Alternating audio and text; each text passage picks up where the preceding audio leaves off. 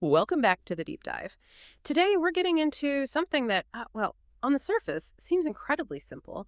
The mega popular YouTube video, Wheels on the Bus from Cocomelon Nursery Rhymes. Our source material for this is basically the transcript of that video.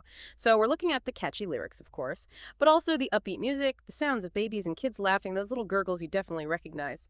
But our mission today goes way beyond just humming the tune. We really want to dig into the deeper layers of meaning packed into something so seemingly basic. What's really going on behind a kid's song that makes it so incredibly powerful, so universal? We're going to look at it from cultural, pedagogical, and psychological angles. And we want to highlight its huge contribution to education, especially in ways you might not expect if you're not, say, an early childhood expert. The goal here is to give you some real aha moments, a clear understanding without overwhelming you. So get ready to see a children's classic in a completely new light. Okay, so let's start breaking this down. Looking at the transcript, the first thing that just jumps out is the constant repetition and that really cheerful rhythm. You've got the lively music, the kids laughing, and that phrase, all through the town, again and again. Plus, every action, like the wheels going round and round or the doors open and shut, gets repeated 3 times in each verse. What does that deliberate design tell us about how young children learn? Is there some science behind this simplicity? Well, absolutely. That's what's so fascinating here. For an adult, yeah, that much repetition might seem monotonous, maybe even a little irritating after a while. But for a young child, it's a fundamental teaching tool. It's like the backbone of their learning process at that age. If you think about the bigger picture of a developing brain, repetition serves some really critical functions. First off, it's huge for memory. Think of a child's brain, building new pathways for every new thing it learns. Each repetition is like smoothing that path, reinforcing it. The more it's used, the stronger the connection gets, the easier it is to hold on to that information. But it's more than just rote memorization. Repetition builds something we call anticipation. Kids learn to predict what's coming next in the song.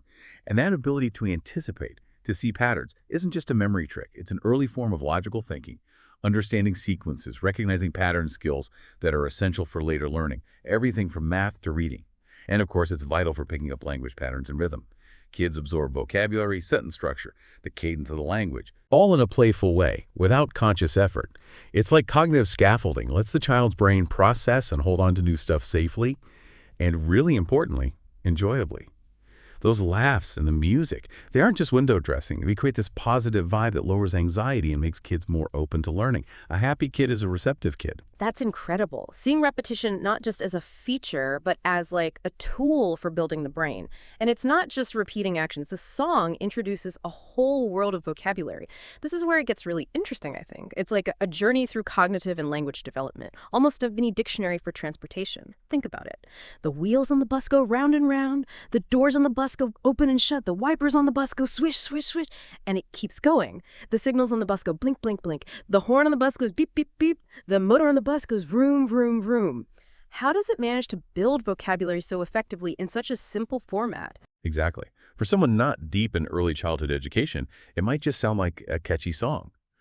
But it's actually a brilliant example of building vocabulary naturally and crucially, contextually. Kids aren't just hearing isolated words. They're hearing them connected to an object, a bus that many of them have probably seen or will see in real life. Each part isn't just named, it's linked to a specific sound or action. And that's where the onomatopoeia, those sound words, become almost magical. Words like swish, swish, swish, or beep, beep, beep aren't just abstract sounds in the song, they directly imitate reality. This auditory mimicry makes the connection between the word, the action, and the actual concept so much easier for a child to grasp. Imagine a child seeing a bus and hearing the horn go beep, beep, beep. The song has already given them a linguistic tag for that sensory experience. This stimulates what we call phonological awareness, the ability to recognize and play with the sounds of language. It's a fundamental pre-reading skill because it helps them understand that words are made up of sounds. So it's not just learning a word. It's learning how that word connects to the real world and how it breaks down phonetically. And yeah, it absolutely enhances their understanding of the world around them. It encourages them to observe, to categorize things in their environment in a meaningful way. It's not just vocabulary, it's early literacy and even a kind of early scientific thinking. Wow. Thinking of beep, beep, beep as a phonological awareness lesson, that's Wow. that's quite a perspective shift. But the song doesn't just stop at the bus itself, its mechanical parts. It brings in the people on the bus too, which opens another whole layer, right? The cultural and psychological dimensions. It talks about the people on the bus go up and down, then focuses on the babies on the bus, go wah, wah, wah, the mommies on the bus, go shush, shush, and finally the daddies on the bus go, I love you.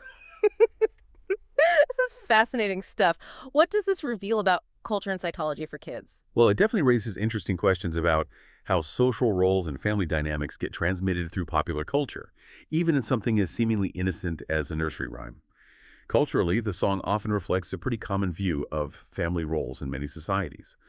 You know, the mother figure soothing, the father figure expressing affection. Now, it's a simplification, obviously, but it shows children social interactions and gender roles they might recognize from their own lives or surroundings. It's not prescribing anything, necessarily, but it's reflecting a prevalent model, helping kids make sense of familiar interactions. And psychologically, the song is incredibly rich because it touches on emotional expression and, really importantly, emotional regulation. The baby's wah, wah, wah clearly represents distress, discomfort, or need. And the mom's shush provides a direct model of how emotions are managed, how comfort is given, how behavior is regulated, especially in the public space.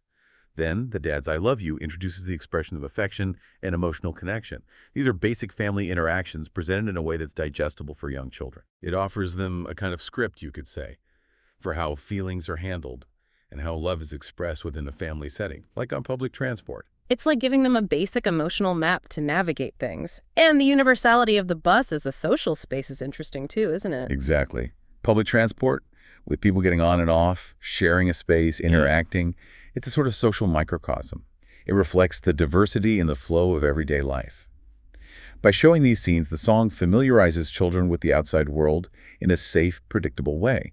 It can reduce anxiety about the unknown and help them understand their place within a larger community. It's really a first step towards understanding social expectations and the complexities of human interaction. So if a video this simple, this common, has such deep layers of meaning and educational value, what does all this mean for us, especially for those of us who aren't professional educators, without a degree in child development or pedagogy?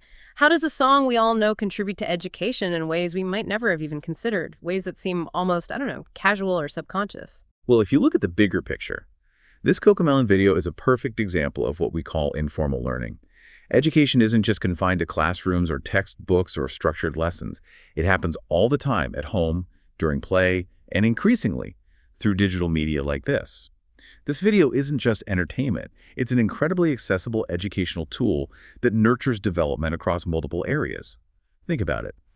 It boosts language development by introducing new words and sentence structures vital for communication.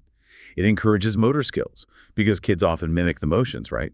The wheels, the wipers, while they listen, improving their coordination.